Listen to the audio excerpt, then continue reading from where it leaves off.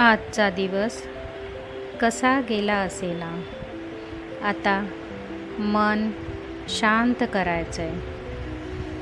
या शांत वाक्यांसोबत गोड झोपेच्या प्रवासाला निघूया. मी आजचा दिवस मनापासून स्वीकारते. माझ्या चुकांमधून मी शिकते आणि पुढे जाते. माझं मन शांत आहे आणि शरीर विश्रांतीस तयार आहे. मी सुरक्षित आहे. मी समाधानी आहे. मी आभारी आहे.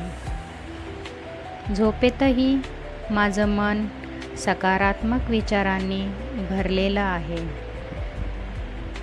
आता डोळे बंद करा. एक दीर्घ श्वास घ्या.